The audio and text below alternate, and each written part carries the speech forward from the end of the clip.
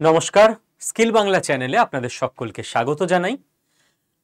Israel এবং হামাসের মধ্যে যে দীর্ঘ 2 বছর ধরে লড়াই চলছে, যুদ্ধ চলছে, সেটা একটা এমন ক্ষণে এসে পৌঁছেছে যেখানে এই লড়াইটা আইদার পুরোপুরি বন্ধ হয়ে যাবে আর নইলে গাজা পুরো শেষ হয়ে যাবে। এবং এটা নিয়ে বড় ঘোষণা জাস্ট কিছু সময় আগেও হয়েছে এবং সেটা ভায়োলেশনও অলরেডি হচ্ছে। কি ঘোষণা, কি প্ল্যান, সেই পুরো ব্যাপারটা নিয়ে আমরা আলোচনা করে নেব জিও পলিটিক্সের অ্যাঙ্গেল থেকে। দেখুন, সেটা হচ্ছে ইসরায়েলের প্রধানমন্ত্রী বেঞ্জামিন নেতানিয়াহু এবং আমেরিকার রাষ্ট্রপতি ডোনাল্ড ট্রাম্প, তাদের মধ্যে একটা মিটিং হয়।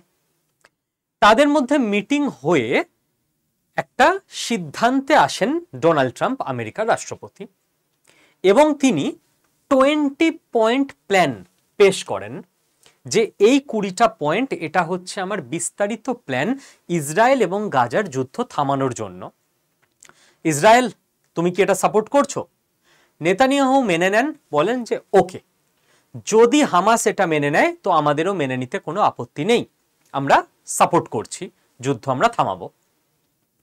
হামাসের দিকে প্রস্তাব পাঠানো হয়েছিল যে হামাস, তোমরা কি এটা মানছো?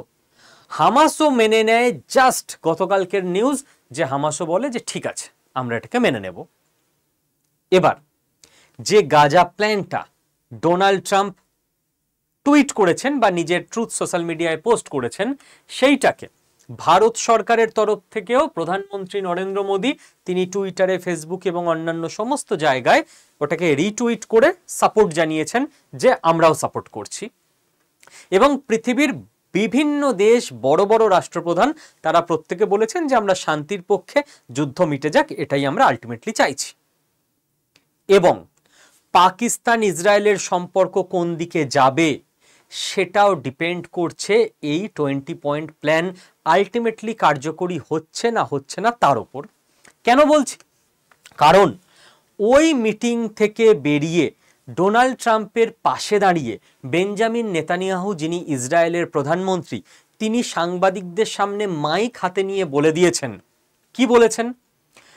যদি হামাস এই প্ল্যান অ্যাকসেপ্ট করে তারপর ধোঁকা দেয় যে ফাইনালি এই প্ল্যান মানলো না, প্রথমে বললাম অ্যাকসেপ্ট করলাম, তারপরে আবার আমাদের ওপর অ্যাটাক করে, তাহলে উনি পুরো অফিসিয়ালি বলে রেখেছেন, Israel will finish the job by itself. Israel নিজের স্টাইলে শেষ করবে গাজাকে। তার মানে এখনো পর্যন্ত একটা বড় ভয়ের জায়গা থেকে যাচ্ছে। কেন? কারণ এর আগেও ইতিহাস সাক্ষী, বহুবার ইউএন থেকে শুরু করে বিভিন্ন রাষ্ট্রের মধ্যস্থতায় ইসরায়েল এবং হামাসের মধ্যে শান্তি চুক্তি করার চেষ্টা হয়েছে। কখনো সেটা কিছু দিন থেকেছে, তারপর আবার লড়াই হয়েছে, কিংবা কেউ শান্তি চুক্তি মেনে নিতে নিতে লাস্ট মুহূর্তে গিয়ে বিগড়ে গেছে। এটা যারা দীর্ঘদিন ধরে জিওপলিটিক্স খেয়াল করছেন তারা দেখেছেন। এবং লাস্ট 1 ঘন্টা আগের আপডেট যে এই সমস্ত শান্তি চুক্তি যখন চলছে, তার মধ্যেই আমরা বুঝবো 20 পয়েন্ট প্ল্যান ইত্যাদি সবই বুঝবো, তার মধ্যেও ইসরায়েল মারাত্মক অ্যাটাক করেছে গাজায়। তো এখনো বলা যাচ্ছে না যে লাস্ট মুহূর্তে কোন দিকে কি ঘটে যাবে। এবার এই 20 পয়েন্ট প্ল্যানে আসার আগে আমি একটা ব্যাপার একটু ক্লিয়ার করে দিতে চাই। জেনারেলি বাংলাদেশের অনেক নাগরিক আমি দেখেছি ভিডিওর কমেন্ট সেকশনে যে হামাসকে জঙ্গি কেন বলছেন, হামাস হচ্ছে স্বাধীনতার জন্য, মাতৃভূমি রক্ষার জন্য লড়াই করছে। একটা জিনিস আপনাদেরকে লজিক্যালি বুঝতে হবে, আমাদের দেশ ভারতবর্ষ, বাংলাদেশে তো ভারতবর্ষের মধ্যেই ছিল, ব্রিটিশদের অধীনেই তো ছিল, ব্রিটিশদের বিরুদ্ধেই তো লড়াই লড়েছে, ইতিহাসকে তো অস্বীকার করা যায় না। এবার এই যে অখণ্ড ভারতবর্ষ 190 বছর ব্রিটিশদের কাছে পরাধীন ছিল, লড়াই করে স্বাধীনতা অর্জন করেছে 1947-এ। এবার এই লড়াইয়ের সময় কেন আমরা নেতাজি, গান্ধীজি, ক্ষুদিরাম, এদের সবাইকে বলছি এরা বিপ্লবী, আর হামাসকে আমরা বলছি জঙ্গি? যে কোনো সুস্থ সাধারণ বুদ্ধি বিবেচনা সম্পন্ন মানুষ হামাসকে জঙ্গি বলবে, আপনারও বলা উচিত। কেন? আমি বলে দিচ্ছি। দেখুন, জেনারেলি দুভাবে স্বাধীনতা অর্জন করতে হয়। এক, পলিটিক্যালি, যে আপনি যে স্বাধীনতা অর্জন করছেন, আপনাকে যারা দখল করে রেখেছে তাদের থেকে আপনাকে বেরোতে হবে নিজের দেশকে স্বাধীন করে নিয়ে। এবার আন্তর্জাতিক মঞ্চের তো বিভিন্ন দেশের সাপোর্ট লাগবে তাতে। যখন বাংলাদেশ 1971 সালে স্বাধীন হয়েছে পাকিস্তানের থেকে, আমি স্বাধীন এটা বলে দিলেই কি হয়ে গেল? পৃথিবীর সমস্ত দেশ তো তাকে অ্যাকসেপ্ট করতে হয়েছে। ভারতবর্ষের সেই সময়কার প্রধানমন্ত্রী শ্রীমতী ইন্দিরা গান্ধীর উদ্যোগে তার কূটনৈতিক চালে, পলিটিক্যাল চালে একের পর এক দেশের কাছ থেকে স্বাধীন বাংলাদেশের স্বীকৃতি তিনি আদায় করে এনে দিয়েছিলেন। এবার কোনো একটা দেশ কালকে বলতে পারে আমি স্বাধীন, পৃথিবীর বাকি দেশগুলো তাকে যদি স্বীকৃতি না দেয় তাহলে তো আলটিমেটলি লাভ হলো না। সে বিজনেস করতে পারবে না, ইউএনএ যেতে পারবে না, কিছুই করতে পারবে না কোনো দেশের সঙ্গে, সে এক ঘরে হয়ে পড়ে থেকে বাঁচবে কদিন? তো একটা ব্যাপার মাথায় রাখতে হয় যে আমরা পলিটিক্যালি সারা পৃথিবীর সঙ্গে কানেক্টেড থাকব, সারা পৃথিবী যেন আমাকে আন্তর্জাতিক মঞ্চে সাপোর্টটা দেয়। 1947-এ ভারত স্বাধীনতা পেয়েছে, সারা পৃথিবী ভারতকে স্বীকৃতি দিয়েছে, কিন্তু তার আগে আমাদের কিছু জিনিস মাথায় রাখতে হয়েছিল, এমনি এমনি দেয়নি। দেখুন, আপনি ধরুন গান্ধীজির কথা, গান্ধীজি অনশন করছেন, আন্দোলন করছেন, যখনই চৌরি চৌরায় ব্রিটিশ পুলিশদের থানায় সাধারণ মানুষ ক্ষিপ্ত হয়ে গিয়ে আগুন লাগিয়ে দিল, সঙ্গে সঙ্গে গান্ধীজি কি বললেন? আমি আন্দোলন তুলে নিচ্ছি। আপনাদের অনেকের মনে হতে পারে গান্ধীজি ভুল করেছে, পিটিয়ে মেরে ফেলা উচিত ছিল তখন ব্রিটিশদের। একদমই না। এইটা সাধারণ মানুষ আর একজন ওই মাপের লিডার যে সারা ভারতবর্ষকে লিড করছে, বোকা মানুষ হলে পারতেন না? তার মাথার পার্থক্য। 20 জন কেন, ভারতীয়রা চাইলে সেই সময় 200-2000 ব্রিটিশ পুলিশকেও মেরে পাটপাট করে দিতে পারত। বাট এরপর আপনি যখন স্বাধীনতা পাবেন, সারা পৃথিবী কি আপনাকে স্বীকৃতি দেবে যে ভাই তুমি তো মানুষজনকে ধরে রাস্তায় মব লিঞ্চিং করে পিটিয়ে মেরেছো, তোমাদের তো স্বাধীন হতে দেওয়া যায় না, তোমরা তো স্বাধীন দেশ হয়ে গেলে কালকে আবার কাকে কিভাবে মারবে তোমাদের তো কোনো ঠিক ঠিকানা নেই। এই জন্য সারা পৃথিবীর কাছে নিজেদের ইমেজ রাখাটা খুব জরুরি যে আমরা অন্যায় কিছু করি না। এই জন্য গান্ধীজি পিছিয়ে এসেছিলেন যে না না না আমি আন্দোলন তুলে নিলাম। ঠিক, মনের মধ্যে বিশাল অহিংসা ওনার ছিল, সেই জন্য দুঃখে আন্দোলন তুলে নিয়েছেন, একদম না। এসব সাধারণ মানুষ বুঝবে, আপনাকে বুঝতে হবে পলিটিক্যাল ব্রেন দিয়ে। নেতাজি পৃথিবীর বিভিন্ন দেশের সঙ্গে আগে প্ল্যান করে, ডিল করে, টাই আপ করে, আজাদ হিন্দ ফৌজ তৈরি করে ব্রিটিশের বিরুদ্ধে যুদ্ধে নামলেন সরাসরি। একজন কেউ দেখিয়ে দিক নেতাজির হাতে এত বড় সুপার পাওয়ার আর্মি। জাপানের ওপর যদি সেই সময় আমেরিকা পরমাণু হামলা না করত, নেতাজি জিতেই যেতেন ব্রিটিশদের সঙ্গে। ভারতে তো ঢুকেই গেছিলেন নাগাল্যান্ডে, কোহিমায়, তারপর ভাগ্য সাথ দিল না, যা হবার তাই হলো। কথা হচ্ছে এত বড় আর্মি পরিচালনা করেছেন, একজনকে দেখিয়ে দিন যে অভিযোগ করতে পারবে যে নেতাজির আর্মি, আজাদ হিন্দ ফৌজের আর্মি একজন ব্রিটিশ মহিলার ওপর অত্যাচার করেছে, একজন মানে ব্রিটিশ কলোনিতে ব্রিটিশরা যেখানে রেসিডেন্ট থাকতো সেখানে অ্যাটাক করে একজন ব্রিটিশ মহিলার সম্ভ্রম নষ্ট করেছে বা কোনো মহিলাকে তুলে নিয়ে গেছে ইত্যাদি, দেখিয়ে দিক কেউ পারবে না। তো এটাকে বলা হয় আর্মি, আজাদ হিন্দ ফৌজ। এই ব্যাপারটাকে বলা হয় বিপ্লবী। স্বাধীনতার জন্য যারা যুদ্ধ করছেন, যাদের আদর্শ, ভ্যালু ক্লিয়ার, মূল্যবোধ ক্লিয়ার, যে আমরা আমার দেশের স্বাধীনতার জন্য লড়াই করছি, আমরা জঙ্গি নই। জঙ্গি আর বিপ্লবীর মধ্যে এই পার্থক্য থাকতে হয়। যদি পার্থক্য না বুঝতে পারেন, ভারতের স্বাধীনতা আন্দোলনের কথা মনে করুন, ক্ষুদিরামের কথা মনে করুন। একটা বাচ্চা ছেলে, সে কিংসফোর্ডের গাড়ি লক্ষ্য করে বোম ছুড়ল। কিংসফোর্ড অত্যাচারী ম্যাজিস্ট্রেট। অত্যাচার কে করেছে ভারতের সাধারণ মানুষের ওপর? কিংসফোর্ড করেছে। ওই গাড়িতে কিংসফোর্ড নেই, মারা গেল দুজন ইংরেজ মহিলা। ক্ষুদিরামকে ফাঁসি দেওয়ার সময় ক্ষুদিরাম কি বলছে, তোমার কোনো দুঃখ আছে, অনুতাপ আছে? বলছে হ্যাঁ আছে। এক, কিংসফোর্ডকে মারতে পারিনি সেই অনুতাপ দুঃখ, আর দুই, দুজন নিরপরাধ ইংরেজ মহিলা আমার জন্য প্রাণ হারিয়েছে, আমার পাপ হয়েছে, আমার সেটা দুঃখ অনুতাপ। ধেই ধেই করে তো নাচতে পারতো ক্ষুদিরাম, দুজন ইংরেজ মেরে দিয়েছি, কি মজা। ইংরেজ মহিলাদের না তো ভারতের কোনো স্বাধীনতা সংগ্রামী মারতে চেয়েছে, খুন করতে চেয়েছে ইংরেজ বাচ্চাদের, যে ওরা তো নিরপরাধ, ওরা কিছু করেনি, ওরা মানুষ, ওদের বাঁচিয়ে রাখার জন্য আমরা বুক পেতে দেবো। কোনো ইংরেজ শিশু রয়েছে, কোনো মহিলা রয়েছে, তার সম্ভ্রমহানি হলে আমরা গিয়ে রুখে দাঁড়াবো। এইটা হচ্ছে জঙ্গি এবং স্বাধীনতা সংগ্রামীর পার্থক্য, চিন্তায়, ভাবনায়, শিক্ষায়, রুচিতে, আদর্শে, মূল্যবোধে। আর হামাস তাই জন্য 1947-এ যখন দেশ স্বাধীন হলো, সারা পৃথিবী আমাদের সাপোর্ট করলো, যে এদের দেশের স্বাধীনতা সংগ্রামী একটা বাচ্চা ছেলে থেকে শুরু করে এদের দেশের সর্বোচ্চ নেতা যে আজাদ হিন্দ ফৌজ পরিচালনা করেছে, কিংবা এদের দেশের একজন আইকনিক লিডার গান্ধীজি পর্যন্ত, কেউ কোনো সাধারণ ইংরেজের ওপর অকারণ অত্যাচার করেনি, কোনো শিশুকে অত্যাচারিত হতে দেয়নি, কোনো মহিলাকে অত্যাচারিত হতে দেয়নি। তো এরা রেসপন্সিবল, এদের স্বাধীনতাকে সমর্থন করা যায়। গাজার মানুষরা যদি মনে করে যে ইসরায়েলের বিরুদ্ধে আমাদের আন্দোলন করতে হবে, আপনি অপারেশন সিঁদুরে ভারতবর্ষকে দেখে নিন, কোথায় গিয়ে ভারতের ব্রহ্মস অ্যাটাক করে এসছে? জঙ্গিদের যে ডেরা, সেখানে একটা মসজিদে ভারতের ব্রহ্মস অ্যাটাক করলো না, একটা যাত্রীবাহী প্লেনে অ্যাটাক করলো না, একটা হসপিটালে, একটা জনবসতিতে গিয়ে অ্যাটাক করলো না, যে সাধারণ পাকিস্তানির প্রাণ আমরা নেব না। এটাকে বলে দায়িত্বশীল আর্মি। বোঝা যাচ্ছে তফাৎটা? হামাস কি করলো? হামাস 7ই অক্টোবর যখন ইসরায়েলে উৎসব চলছে,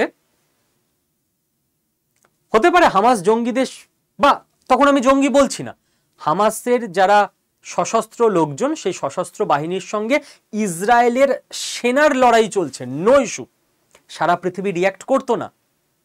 সারা দেশে যখন উৎসব চলছে, সেখানে ঢুকে, সাধারণ মানুষের বাড়িতে ঢুকে, বাচ্চা বুড়ো মহিলা নির্বিশেষে তাদেরকে খুন করে, মহিলাদের বাচ্চাদেরকে তুলে নিয়ে গিয়ে ইসরায়েলি তরুণীকে নগ্ন করে, বিবস্ত্র করে গাড়িতে করে ঘোরানো, সেটাকে যদি জঙ্গি না বলেন তো আপনি মানুষ হিসেবে লজ্জার।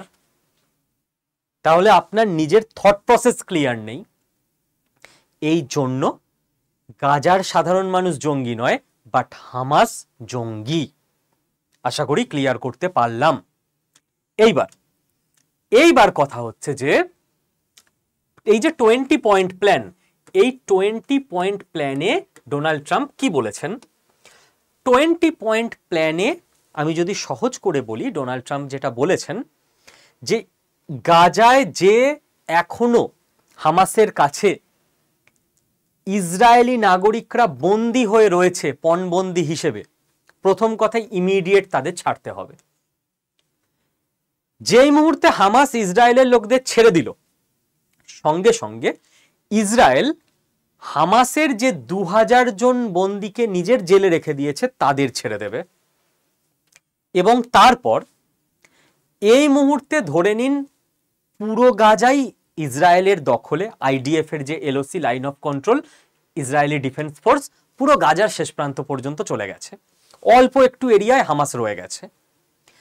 এরপর 3টে স্টেপে, প্রথমে ফার্স্ট স্টেপে আইডিএফ, ইসরায়েলি ডিফেন্স ফোর্স কিছুটা পিছিয়ে আসবে, দেখা যাবে দীর্ঘদিন যে সব ঠিকঠাক আছে কিনা, ওখানে আবার হামাস কোনো গন্ডগোল করছে কিনা। যদি সব ঠিকঠাক থাকে, তারপর আইডিএফ আর একটু পিছিয়ে আসবে, আবার দেখা হবে কিছুদিন সব ঠিকঠাক আছে কিনা, হামাস কোনো গন্ডগোল করছে কিনা। যদি অল ঠিকঠাক থাকে, তাহলে আইডিএফ পুরো পিছিয়ে আসবে। পুরো পিছিয়ে এসে আইডিএফ চলে আসবে ইসরায়েলে, গাজা থেকে বেরিয়ে যাবে, এবং একটা জায়গাকে করে দেওয়া হবে সিকিউরিটি বাফার জোন। ধরা যাক এইটা হচ্ছে গাজা, এইটা হচ্ছে ইসরায়েল। এবার এইখানে একটা লাইন টেনে দেওয়া হবে, মাঝখানে কেউ থাকবে না, কোনো লোক থাকবে না, এটা হচ্ছে সিকিউরিটি বাফার জোন। ওটা গাজারও নয়, ইসরায়েলেরও নয়, ওখানে যদি কোনো লোককে দেখা যায় ইসরায়েল সঙ্গে সঙ্গে গুলি মারতে পারবে, তাহলে ইসরায়েলকে বলা হলো তোমার নিরাপত্তা নিশ্চিত, মাঝখানে একটা ভ্যাকেন্ট ল্যান্ড করে দিলাম, কেউ তোমার দেশে ঢুকে যেতে পারবে না, এবং গাজাকে বলা হলো যে ইসরায়েল তোমায় আর মারবে না। বাট এই যে সিকিউরিটি বাফার জোন হবে, এটা গাজার জায়গায় হবে, মানে ইসরায়েলের জায়গা কমছে না, গাজার জায়গা অফিসিয়ালি কমে যাচ্ছে, ফাঁকা করে দেওয়া হচ্ছে ইসরায়েলের পাশ বরাবর গাজার অনেকটা জায়গা। বোঝা গেল? এইবার ব্যাপার হচ্ছে, তারপর ডোনাল্ড ট্রাম্প 20 পয়েন্ট প্ল্যানে বলেছেন যে ফান্ড জোগাড় করে আমরা গাজায় সমস্ত জনবসতি ইত্যাদি আবার নতুন করে রিকনস্ট্রাক্ট রিবিল্ড করব, এবং সেখানে ইন্টারন্যাশনাল মঞ্চ পুরোপুরি স্ট্রিক্ট মনিটরিং রাখবে, যাতে করে কোথাও হামাস আবার মাথাচাড়া না দিতে পারে, এবং গোটা হামাস যে নেটওয়ার্ক, তাদের সমস্ত নেটওয়ার্ক ধ্বংস করা হবে, টানেল থেকে শুরু করে যা যা আছে নষ্ট করে দেওয়া হবে, এবং হামাসের সমস্ত সেনাকে বা জঙ্গিকে তাদের আত্মসমর্পণ করতে হবে, অস্ত্র ফেলে দিতে হবে। এই হচ্ছে প্রস্তাব। এবার হামাস বলছে মেনে নেব। সমস্যাটা কি জানেন তো? না তো ইসরায়েল চায় এটা মানতে, না তো হামাস চায়। ডোনাল্ড ট্রাম্প চাইছে, কারণ শান্তি এনে দিতে পারলেই উনি এবার পাক্কা বলবেন যে আমি ব্যাস এখানেও যুদ্ধ থামিয়ে দিয়েছি, আমায় এবার নোবেল প্রাইজ দিতেই হবে। ইসরায়েলের ঘোষিত পলিসি পুরো গাজা দখল নেবে, এবং দীর্ঘ লাস্ট যদি আপনি 50 বছর ধরে দেখেন, একটু একটু একটু একটু করে গাজাকে খেতে খেতে খেতে খেতে ছোট করে দিয়েছে ইসরায়েল, রাইট? সবাই জানে ইতিহাস এটা। তো ইসরায়েলের পলিসি পুরো গাজাকে নিয়ে নেবে, এবং ওখানে যারা রয়েছে হামাসের লোকজন তাদের মেরে ধরে বাইরে বার করে দেবে। ইসরায়েল মনে মনে তো খুব একটা খুশি নয় যে এতটা গিয়ে নিতে পারলাম না, খালি একটা সিকিউরিটি বাফার জোন হলো। যদি সিকিউরিটি বাফার জোন আপাতত আমেরিকার চাপে ওরা মেনে নিচ্ছে, বাট ওরা যে কোনো ব্যাপার হলেই চাইবে আবার দুমদারাক্কা মেরে ধ্বংস করে দিয়ে এগিয়ে যেতে, এবং এইবারে ওরা খুব করে চাইবে যে কোনো একটা ভুলচাল হামাসের তরফ থেকে এলেই ওরা অ্যাটাক শুরু করবে, আমেরিকাকে বলবে দেখুন ওরা মানলো না, অতএব আমরা অ্যাটাক করলাম, আমরা পুরোটা নিয়ে নিলাম। তো ইসরায়েল তো খুব একটা শান্তি চায় না, হামাসও শান্তি চায় না, কারণ হামাস যদি পুরো অস্ত্র ছেড়ে দেয় তাহলে গাজাতে গাজার অভ্যন্তরীণ সরকার হবে, গণতান্ত্রিক সরকার হবে।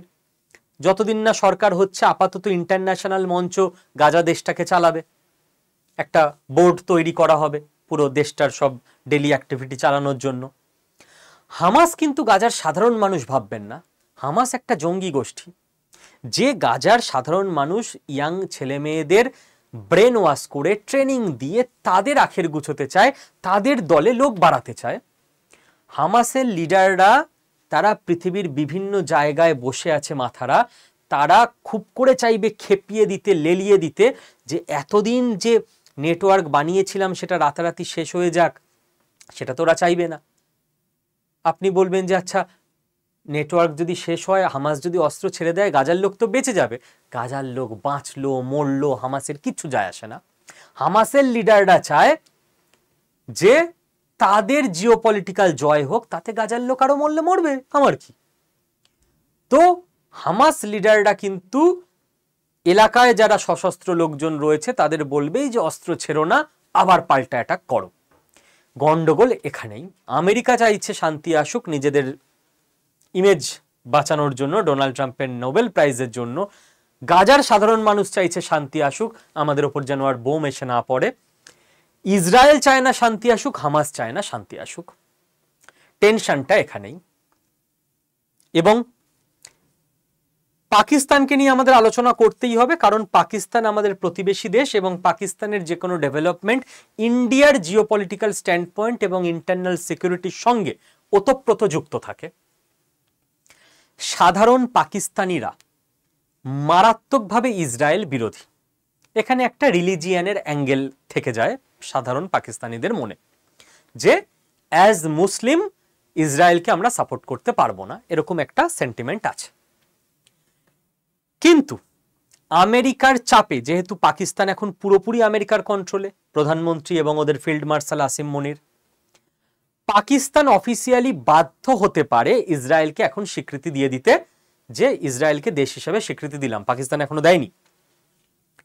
যদি এটা হয়ে যায় তাহলে সাধারণ পাকিস্তানিরা সরকারের বিরুদ্ধে রাস্তায় নেমে যাবে, যে পাকিস্তান তারা স্বীকৃতি দিয়ে দিল ইসরায়েলকে। আর যদি এই 20 পয়েন্ট প্ল্যান ফেল করে যায় কোনো মুহূর্তে, যেটার হাই সম্ভাবনা আছে, এবং গাজার ওপর তখন নারকীয় অত্যাচার নেমে আসবে ইসরায়েলের তরফ থেকে, পাকিস্তান কিছু বলতে পারবে না, কারণ আমেরিকা টুটি টিপে ধরবে, পাকিস্তানের সার্বভৌমত্ব নেই। আবারও পাকিস্তানের সাধারণ মানুষ সেক্ষেত্রেও কিন্তু রাস্তায় নেমে আসবে, যে গাজাকে শেষ করে দেওয়া হচ্ছে, পাকিস্তানের সরকার কিচ্ছু বলছে না, বলতে পারবে না, কারণ ওরা নিজের কণ্ঠস্বর বন্ধক রেখেছে আমেরিকার কাছে। ভারত কিন্তু রাখেনি। তাই ভারত যখনই ভুল হয়, প্যালেস্টাইনের ওপর আক্রমণ হয়, তখনও ভারত সরকার বলে যে এইভাবে মারা উচিত না। আবার প্যালেস্টাইন গাজা ভূখণ্ড থেকে যখন হামাস জঙ্গি অ্যাটাক করে, তখনও ভারতবর্ষ বলে যে জঙ্গি আক্রমণের আমরা নিন্দে করছি, কারণ ভারতবর্ষ নিজের মাথা কোথাও বন্ধক রেখে আসেনি, যেটা ঠিক সেটা ঠিক, যেটা ভুল সেটা ভুল। তো পাকিস্তানে একটা বড় রকমের গৃহযুদ্ধ, সরকার বিরোধী সেন্টিমেন্ট, এইগুলো নেক্সট 1-1.5 মাসে দেখা যেতে পারে, এটাও আমাদের খেয়াল রাখতে হবে। নেক্সট হতে কি পারে, যদি গাজায় এই প্ল্যানটা ইসরায়েল হামাস মেনে নেয়, তো কিছুদিনের জন্য আপাতত শান্তি থাকতে পারে, লং টার্মে থাকবে না, ও কিছুদিনের জন্যই থাকবে, 5 বছর 10 বছর। আর যদি প্ল্যান না মানে, তাহলে গাজা ভূখণ্ড বলে আর কিছু থাকবে না, ইসরায়েল পুরোটাকেই শেষ করে দেবে। যেভাবেই হোক গাজার ব্যাপারটা মিটে যাবে এবার তাড়াতাড়ি, হয় গাজা পুরো শেষ হয়ে যাবে, নইলে শান্তি চলে আসবে। এরপর আমেরিকা নজর দেবে ইরানে। ইরান চ্যাপ্টারটা কিন্তু পেন্ডিং রয়েছে এখনো, এবং ইউক্রেনে, রাশিয়া ইউক্রেনের ওপর জাস্ট বড় একটা অ্যাটাক করেছে, এবং মার্কিন সেনা কিন্তু ঘিরে রেখেছে ভেনেজুয়েলাতে। তাই গাজা যেই মুহূর্তে মিটবে, এই 3টে কিন্তু সেই মুহূর্তে এসকেলেট করবে, কারণ আমেরিকা এই দিকে নজর দিতে শুরু করবে। এবং মিডল ইস্টের বিভিন্ন দেশে কিন্তু ইসরায়েল অ্যাটাক করতে পারে। কেন? হামাস লিডাররা কিন্তু মিডল ইস্টের বিভিন্ন দেশে লুকিয়ে আছে, বা প্রকাশ্যেও ঘুরে বেড়াচ্ছে, মিশর থেকে শুরু করে কাতার পর্যন্ত। ইসরায়েলের কিন্তু ঘোষিত পলিসি, যেখানে হামাস লিডারদের পাবো গিয়ে মেরে আসবো। তো মিডল ইস্ট আবারও উত্তপ্ত হতে চলেছে, মিলিয়ে নিন। এই টোটালটা মোটামুটি আমরা বুঝতে চেষ্টা করলাম, গাজা, ইসরায়েল, পাকিস্তানের সেন্টিমেন্ট এবং ইন্টারেস্ট, নেক্সট কোন কোন দিকে এসকেলেট হতে পারে, 20 পয়েন্ট প্ল্যানে মূলত কি বলা হয়েছে। আর এই টোটাল জিনিসটা সারা পৃথিবীতে যখন চলছে, তখন আপনার কাজ কি? তখন আপনার কাজ হচ্ছে একটা স্ট্রং ইন্ডিয়া তৈরি করা, যাতে ইন্ডিয়ার দিকে কখনো এসব এলে চোখ তুলে না তাকাতে পারে।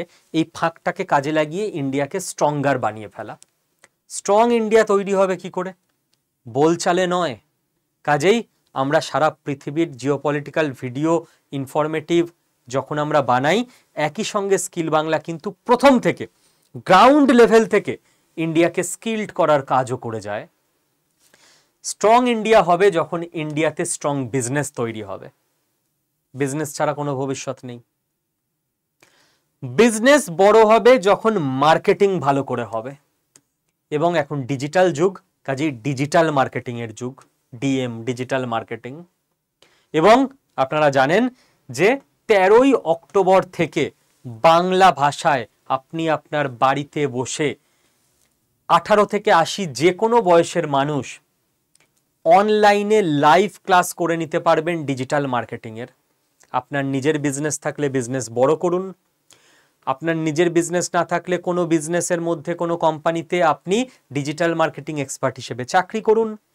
কোথাও গিয়ে চাকরি করতে ভালো না লাগলে আপনি বাড়িতে বসে বিভিন্ন ইন্ডাস্ট্রির হয়ে, বিভিন্ন কোম্পানির হয়ে ফ্রিল্যান্সিং ডিজিটাল মার্কেটিং এক্সপার্টের কাজ করেও ইনকাম করতে পারেন, এবং আলটিমেটলি বিজনেস বাড়ানোর মাধ্যমে ইন্ডিয়াকে আরো স্ট্রং করতে পারেন। করা উচিত, পারেন কি? করা উচিত প্রত্যেকের। তো তার জন্য আমাদের টোটাল যে অনলাইন প্রোগ্রামের কারিকুলাম, সেটা আমি আরাত্তাই গ্রুপে বলে দেব আপনাদেরকে। আমার এই ভিডিওর নিচে পিন্ড কমেন্টে আমাদের অফিসিয়াল আরাত্তাই গ্রুপের লিংক দেওয়া আছে। আরাত্তাই অ্যাপটা গুগল প্লে স্টোর থেকে ইনস্টল করে নিয়ে পিন্ড কমেন্টে এই লিঙ্কটায় ক্লিক করলে কন্টিনিউ বলে একটা অপশান আসবে, কন্টিনিউ করে দিলেই গ্রুপে চলে আসতে পারবেন। গ্রুপে পুরো বলে দেওয়া হবে কিভাবে কি আপনারা ক্লাস করতে পারবেন, শিখতে পারবেন, এবং সেটা শুনে নিয়ে 13ই অক্টোবর থেকে আপনারা ক্লাস শুরু করে দিন। Thank you.